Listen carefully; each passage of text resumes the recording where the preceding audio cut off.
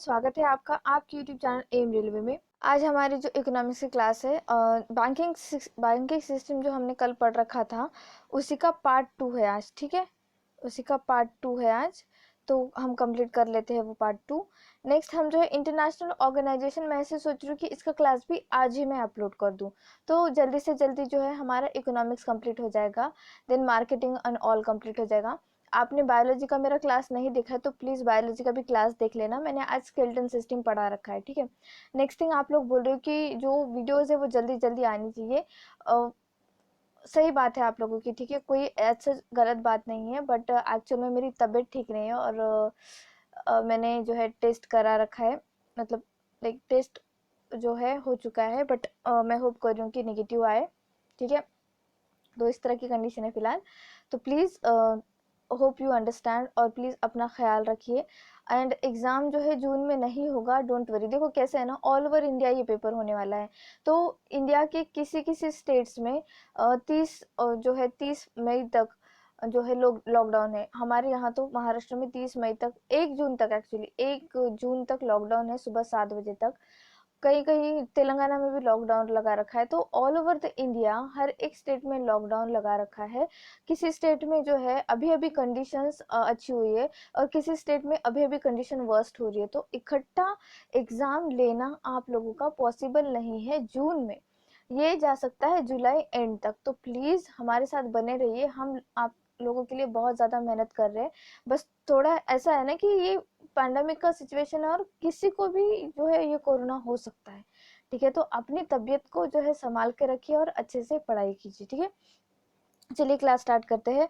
और मुझे ना थोड़ा सा दिक्कत हो रहा है, मेरा थोड़ा गला खराब है, तो प्लीज़ माफ़ करना अगर मेरी वॉइस अगर ठीक नहीं आ रही तो। ठीक है, चलिए स्टार्ट करते हैं। तो हमने ओपन मार्केट तक ये जो हमारे बैंकिंग सेक्टर का जो भी एमपीसी जो मॉनेटरी पॉलिसी कमिटी है, इसके टूल्स हमने देख लिए थे। ठीक है, तो अब हम देखते हैं कुछ इंपॉर्टेंट बैंक्स के बारे में। ठीक है, मुद्रा बैंक उसमें इंपॉर्टेंट है, मुद्रा bank, NABARD bank, RRB bank, हम ये देख लेते हैं आज। तो देखो मुद्रा बैंक जो है ये 2015 में लॉन्च हुआ था मुद्रा योजना के तहत, प्रधानमंत्री मुद्रा योजना के तहत ये लॉन्च हुआ था, पीपीएमवाई। इसमें एक्चुअली एमएसएमई सेक्टर में जो भी लोग काम करना चाहते हैं उनको लोन दिया जाता है। एमएसएमई सेक्टर कौन सा है? माइक्रो स्मॉल मीडियम इंटरप्राइजेस, मतलब लघु उद्योग। ठीक है, लघु उद्योग। और ये पीएमएमवाई प्रधानमंत्री मुद्रा योजना के तहत जो है ये मुद्रा बैंक इस्टेब्लिश हुई थी। तो इस साल जो क्या हुआ ना कि 2020 के बाद बहुत सारे लोगों को लोन की जरूरत पड़ी, उन्होंने मुद्रा बैंक से ही लोन लिया है। जो लोग लघु उद्योग करते, छोटे छोटे व्यापार करते हैं, उन्होंने जो हमारा मुद्रा बैंक है वहीं से लोन ले रखा है। तो इससे क्वेश्चन बनना 100% है इस बार। ठीक है, किसी भी एग्जाम में बनेगा, ऐसा नहीं कि सिर्फ डीएफसीसीएल में बनेगा, आगे आने वाली सारे एग्जाम्स में इससे क्वेश्चन बनेगा ही बनेगा। तो देखो इसका फुल फॉर्म क्या है, micro unit development and refinance agency. ठीक है, इसका फुल फॉर्म पूछता है micro unit development and refinance agency. ठीक है, एंड इसका मेन ऑब्जेक्टिव तो मैंने बता दिया कि इसका मुख्य उद्देश्य होता है लघु उद्योग को लोन देना। ठीक है, और इसमें 3 डिवीजन होते हैं। एक्चुअली लोन जो है ये 3 डिवीजन में प्रोवाइड करते हैं। एक होता है शिशु लोन, दूसरा होता है किशोर लोन और तीसरा होता है तरुण लोन। शिशु लोन में जो है आपको 50,000 तक का ही लोन मिल सकता है। ठीक है, 50,000 तक का ही लोन मिल सकता है। अगर आप किशोर लोन लेना चाहते हो तो आपको 50,000 से ज्यादा लेकिन 5 लाख तक का ही लोन मिलेगा। ठीक है, 50,000 से ज्यादा लेकिन 5 लाख तक का ही लोन मिलेगा अगर आप किशोर लोन लेना चाहते हो। और अगर आप तरुण लोन लेना चाहते हो तो आपको 5 लाख से ज्यादा लोन मिलेगा लेकिन 10 लाख तक ही लोन मिलेगा। ठीक है, 5 लाख से ज्यादा लेकिन 10 लाख तक का ही लोन मिलेगा। तो ये क्वेश्चन बनते हैं, प्लीज अच्छे से ध्यान रखना। ये जो मैं बता रही हूँ 50,000, 5 लाख, 10 लाख, ये 100% क्वेश्चन आपको पूछ लेगा कि जो मुद्रा बैंक लोन देती है पीएमएमवाई के तहत, ठीक है, प्रधानमंत्री मुद्रा योजना के तहत, उसमें जो शिशु लोन होता है वो कितना प्रोवाइड किया जाता है। तो आपको लिख के देगा more than 50,000 and more than 5 lakh. तो ये क्या होगा? गलत होगा। More than 50,000 but equal to 5 lakh और लेस देन 5 लाख, लेकिन मोर देन 5 लाख होगा क्या? नहीं होगा। ठीक है, ये आपको याद रखना है, मोस्ट इंपॉर्टेंट है, ये इसको अच्छे से पढ़ लेना। ठीक है, नेक्स्ट आता है, नाबार्ड बैंक। एक्चुअली क्या हुआ था ना कि आरबीआई जब से इस्टेब्लिश हुआ था, तो जैसे ही हम लोग जो आफ्टर इंडिपेंडेंस, ठीक है, आफ्टर इंडिपेंडेंस हमने बहुत ज़्यादा जो है हमारा ध्यान दे रखा था एग्रीकल्चर सेक्टर में, ठीक है, बहुत ही ज़्यादा खेती की तरफ बहुत ज़्यादा ध्यान था। पहली जब पंचवार्षिक योजना हम पढ़ेंगे तब मैं आपको बताऊंगी कि कैसे था ना एक्चुअल में। जब खाने के लाले पड़ते हैं ना तो हम वही जाते हैं। जब आफ्टर इंडिपेंडेंस खजाने में इतना पैसा नहीं था कि हम इंडस्ट्री में इंडस्ट्रियल डेवलपमेंट कर सके या कुछ कर सके, हमें बस खाने का पड़ा था कि भाई हमारा पेट भर जाए, भुखमरी जैसी कंडीशन ना हो ऑल ओवर द इंडिया। तो जो सरकार है उन्होंने क्या किया था कि एग्रीकल्चर सेक्टर में बहुत ज्यादा ध्यान दिया था स्टार्टिंग में। आरबीआई के ऊपर ना बहुत ज्यादा जो है एक तरह से प्रेशर आ रहा था, काम का ज्यादा बर्डन हो रहा था, क्योंकि उसको सारे सेक्टर भी देखने हैं, बैंकिंग सेक्टर भी देखने हैं, और उसी के साथ साथ जो एग्रीकल्चर से रिलेटेड चीजें हैं, जो एग्रीकल्चर से रिलेटेड लोन्स वगैरह प्रोवाइड करना होता है वो भी उसको देखना है। बहुत ज्यादा बर्डन हो रहा था, क्योंकि हमारे इंडिया का बहुत बड़ा तबका, बहुत बड़ी एक परसेंटेज ऑफ पब्लिक जो है फार्मिंग इंडस्ट्री में काम करती है, मतलब फार्म से रिलेटेड वर्क करती है। तो ये जो है इनका वर्क जो भी इनके ऊपर जो बर्डन हो रहा था वो कम करने के लिए नाबार्ड जो है इस्टेब्लिश किया गया 1982 में 12 जुलाई। और ये शिवरमन कमेटी ने जो है इसको रेकमेंड किया था, ठीक है, शिवरमन कमेटी ने इसको रेकमेंड किया था। मोस्ट इंपॉर्टेंट, इसको इनका नाम याद रखना, ये क्वेश्चन बनता है, ठीक है। नाबार्ड क्या है? National bank for agriculture and rural development. तो जो भी रूरल एरियाज है, जो भी एग्रीकल्चर रिलेटेड एरियाज है, इसके लिए एक फुल्ली फोकस बैंक बनाया गया, वो है नाबार्ड। कब स्टैब्लिश हुआ? 12 जुलाई 1982 को, ठीक है। और ये 6th 5 ईयर प्लान के तहत बना है, ठीक है, 6th 5 ईयर प्लान के तहत बना है। और इसका हेडक्वार्टर कहाँ है? मुंबई, महाराष्ट्र। कहाँ है इसका हेडक्वार्टर? मुंबई, महाराष्ट्र। इसके तहत ही आरआरबी आता है, रीजनल रूरल बैंक। पहले तो ये 1982 तक तो आरबीआई के अंडर ही था, रीजनल रूरल बैंक, लेकिन अब जो है ये पूरी तरह से जो है हमारे नाबार्ड के अंदर आता है, ठीक है, ये याद रखना है आपको। तो रीजनल रूरल बैंक जो होता है एक्चुअल में, इसमें क्या होता है ना, देखिए कि जो कंट्रीब्यूशन होता है इसमें, ठीक है, इस बैंक में जो कंट्रीब्यूशन होता है आरआरबी, जिसको शॉर्ट फॉर्म में आरआरबी कहते हैं, इसमें 50% जो डिपॉजिट होता है या फिर 50% जो शेयर होता है वो गवर्नमेंट, सेंट्रल गवर्नमेंट का होता है, ठीक है, याद रखना, सेंट्रल गवर्नमेंट का होता है।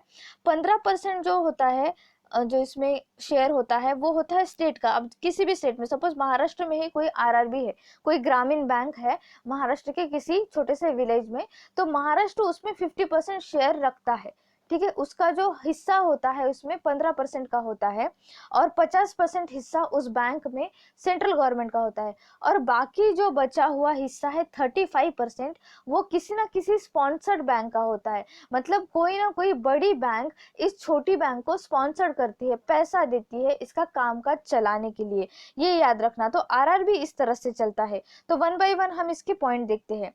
देखो, फर्स्ट जो रीजनल रूरल बैंक आई थी, जो फॉर्म हुई थी, वो हुई थी 2 अक्टूबर 1975 को, विद द नेम ऑफ प्रार्थमा ग्रामीण बैंक, ठीक है, प्रार्थमा ग्रामीण bank, sponsored by syndicate bank. जैसा मैंने आपको कहा कि आरआरबी में 35% जो शेयर होता है किसी बैंक का होता है, तो स्पॉन्सर किसने किया था? सिंडिकेट बैंक ने किया था पहली आरआरबी को।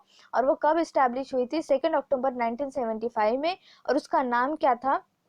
प्राथमा ग्रामीण बैंक, ठीक है, प्राथमा ग्रामीण बैंक।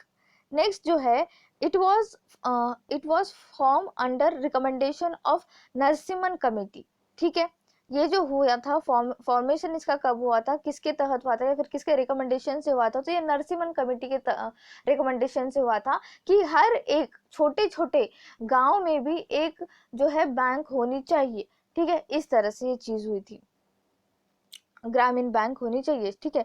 1975 से लेकर 1983 तक, पूरा 1975 से लेकर 1983 तक ये जो बैंक थी प्रार्थना ग्रामीण बैंक, ये रेगुलेटेड थी आरबीआई के अंडर, मतलब आरबीआई इसका संचालक था, आरबीआई इसके ऊपर देख रेख करता था। बट जैसे ही 1982 में नाबार्ड का इस्टेब्लिशमेंट हुआ, तो 1983 से जो है 1983 से जो इसको रेगुलेट कौन करने लगा? नाबार्ड जो है रेगुलेट करने लगा, ठीक है। ये बात है। जस्ट जस्ट मैंने आपको ये बता रखा है, अभी जस्ट बता दिया कि 50% शेयर हमारा केंद्र का होता है, जो 15% होता है वो स्टेट का होता है, राज्य का होता है, और 35% जो होता है वो किसी भी प्रायोजक बैंक का हिस्सा होता है। ठीक है, ये हो गया आरआरबी। अब हम देखते हैं बैंक जो है डिवाइड किस तरह से होते हैं। तो कमर्शियल बैंक जो होता है, देखो बैंक जो भी होते हैं, एक तो होता है कि कमर्शियल बैंक कह दिया तो मैंने, उसमें प्राइवेट बैंक भी आती है, गवर्नमेंट बैंक भी आती है, और जो भी फॉरेन की बैंक है वो भी आती है, एनबीएफसी भी आती है। एनबीएफसी क्या होता है कि जो नॉन बैंकिंग सेक्टर के बैंक की तरह ही वर्क होता है, लेकिन उनको बैंक का दर्जा नहीं होता। जैसे एचडीएफसी फाइनेंस, ये एक एनबीएफसी है। मुथूट फाइनेंस, ये एक एनबीएफसी है। इसमें वो लोग लोन तो प्रोवाइड कर देते हैं, लोन प्रोवाइड करते हैं, हम उनको डिपॉजिट वगैरह कर सकते हैं, सब कुछ सही है, बट उसको जो है एक बैंक का दर्जा नहीं दिया जाता है। ठीक है, इस तरह से। तो कमर्शियल बैंक जो है दो हिस्सों में डिवाइडेड है, एक है शेड्यूल बैंक, दूसरा है नॉन शेड्यूल बैंक। अब मैंने कल ही आपको बताया था शेड्यूल बैंक क्या होता है, या फिर शेड्यूल ऑर्गेनाइजेशन, शेड्यूल इंस्टीट्यूट क्या होता है, जो किसी एक्ट के तहत बनी है। और शेड्यूल बैंक जो है आरबीआई एक्ट 1934, ठीक है, आरबीआई का जो एक्ट है 1934 के सेकेंड शेड्यूल के हिसाब से बना है। ठीक है, किसके शेड्यूल के हिसाब से, सेकेंड शेड्यूल के हिसाब से बना है, आरबीआई एक्ट 1934 के हिसाब से। जो शेड्यूल बैंक होती है वो फर्दर डिवाइडेड होती है public sector bank, private bank and जो है फॉरेन बैंक में। जो पब्लिक सेक्टर बैंक होता है, इसमें सेंट्रल गवर्नमेंट या गवर्नमेंट का 51% हिस्सा होता है। कितना हिस्सा होता है, 51% हिस्सा होता है। मतलब अल्टीमेटली कौन है उसका ओनर, गवर्नमेंट उसकी ओनर है। पब्लिक सेक्टर बैंक सरकारी बैंक हो जाती है वो, ये ध्यान में रखना है। ठीक है, पब्लिक सेक्टर बैंक में 51% शेयर जो होता है, 51% हिस्सा किसका होता है, गवर्नमेंट का होता है। अब प्राइवेट बैंक मतलब गवर्नमेंट का हिस्सा उसमें 50% नहीं है, हो सकता है 51% नहीं है, ठीक है, हो सकता है 50% गवर्नमेंट का हिस्सा है और 51% उस बैंक का खुद का हिस्सा है, तो वो क्या बन जाएगी, प्राइवेट बैंक बन जाएगी। ऐसा भी हो सकता है कि 50% जो है गवर्नमेंट का हिस्सा है, ठीक है, 50% जो है गवर्नमेंट का हिस्सा है और 50% जो है प्राइवेट का हिस्सा है। ठीक है, इस तरह से। मैंने 51 कहा क्या, आई एम सो सॉरी, 50% जो है गवर्नमेंट का हिस्सा है और 50% जो है, सॉरी, 49% गवर्नमेंट का हिस्सा है। ठीक है, 49% गवर्नमेंट का हिस्सा है और 51% जो है उस खुद प्राइवेट बैंक का हिस्सा है। ठीक है, तो वो हो जाता है प्राइवेट। अगर 50-50 भी है ना, तो भी वो प्राइवेट में ही कंसिडर किया जाता है। ठीक है, अगर 50% भी शेयर है, इसका 50% शेयर और इसका 50% शेयर है तो भी वो जो है प्राइवेट में ही कंसिडर किया जाता है। ठीक है, प्राइवेट में ही कंसिडर किया जाता है, याद रखना। अच्छा, फॉरेन बैंक कौन सी बैंक होती है, जिसका हेडक्वार्टर आउट ऑफ इंडिया है।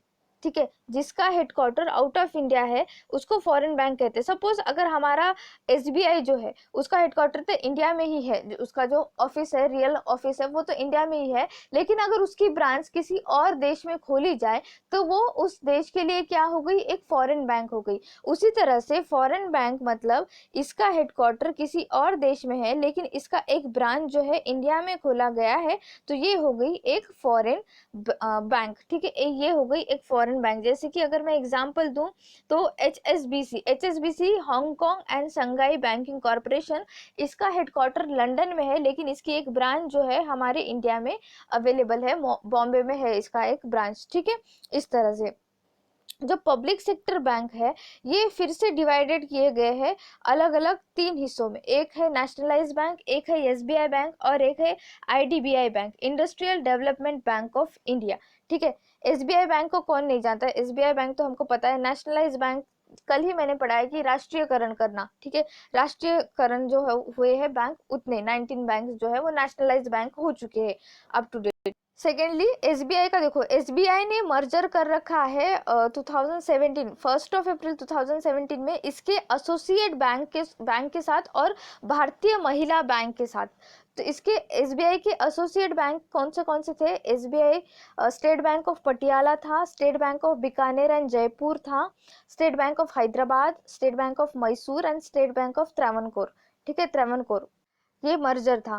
देन शेड्यूल बैंक कौन सा होता है, जो किसी एक्ट के तहत बना है। वो सारे बैंक जो आरबीआई एक्ट 1934 के दूसरी सूची में रजिस्टर्ड है। देखो बच्चों, अगर छोटा बेबी भी पैदा होता है तो उसका एक क्या कहते हैं उसको, बर्थ सर्टिफिकेट बन जाता है। तो ये तो पूरी एक बैंक बन रही है, इसके बारे में कुछ ना कुछ डॉक्यूमेंटेशन होनी ही चाहिए। तो ये डॉक्यूमेंटेशन कहाँ पर बनी है, आरबीआई के जो एक्ट है 1934 के एक्ट में शेड्यूल 2 में बनी हुई है। इसके बारे में पूरा रूल एंड रेगुलेशन लिखा हुआ है और वो मान्य करता है हर एक सरकार, जो भी सरकार आती है उसको वो मानना पड़ता है। अगर सपोज ऐसा कुछ लिखा हुआ नहीं होता तो हर आने वाली दूसरी सरकार इसमें छेड़खानी करती, पैसा निकालती और अपने पार्टी को मजबूत करती। ये गलत हो जाता। इसीलिए आरबीआई ने जो है बहुत बढ़िया दिमाग लगाया है और इसको जो है, आरबीआई ने क्या, 1934 की बात है तो ब्रिटिश कालीन से चलता आ रहा है, तो उन लोगों ने सही दिमाग लगाया है और ये जो है अभी तक चलता आ रहा है सब कुछ, ठीक है, तो अच्छी बात है ये। नेक्स्ट है पब्लिक बैंक, ठीक है। All those bank in which government share is more than और इक्वल टू 51%, ठीक है। जो भी बैंक है वो सारे बैंक जिसमें सरकार का हिस्सा 51% या उससे ज्यादा होता है तो वो क्या हो जाती है, जो सरकारी बैंक हो जाती है, पब्लिक बैंक हो जाती है। बराबर है, अगर आपका हिस्सा 51% है या 52% तो क्या है, आप उसके ओनर हो ना, अल्टीमेटली आप इसके ओनर हो। Then private bank all those bank in which government share is less than 51%।